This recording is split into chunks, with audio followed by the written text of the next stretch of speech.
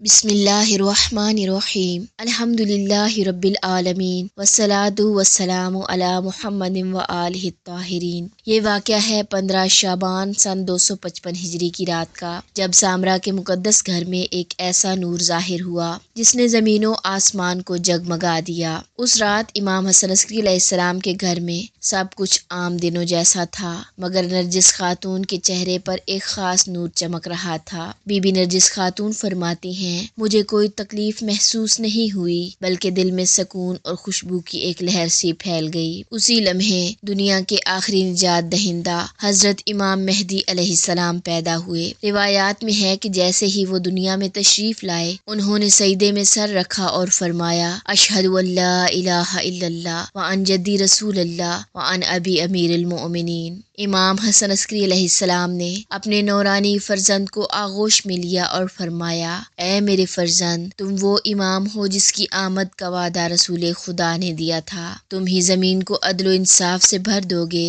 جیسے یہ ظلم و ستم سے بھر چکی ہے۔ پھر امام علیہ السلام نے اپنے اصحاب خاص کو بلا کر فرمایا، آج تمہیں وہ دکھا رہا ہوں جس کے انتظار میں تمام انبیاء و اولیاء رہے، اللہ کی آخری حجت۔ اور اسی وقت نور کی ایک لہر کمرے میں پھیل گئی۔ جب امام مہدی علیہ السلام کی ولادت کی خبر مدینہ، مکہ اور دیگر علاقوں میں پہنچی تو فرشتے خوشی میں آسمان پر ندا دینے لگے، الفرج قد قرب، یعنی نجات قریب آ گئی۔ یہ راز صرف ایک ولادت نہیں بلکہ امید کی تجدید ہے، عدل و ایمان کی نوید ہے اور اللہ کے وعدے کی تکمیل ہے۔ پس اے منتظران امام، ہر سال جب 15 شعبان آتی ہے تو یہ رات ہمیں یاد دلاتی ہے کہ امام وقت زندہ ہیں، ہماری دعاؤں کو سنتے ہیں، اور اس دن کا انتظار ہے جب ظلم کا خاتمہ اور عدل کا ظہور ہوگا۔ اللہم عجل لفلیک الفرج وجعلنا من انصارہ و اعوانہ۔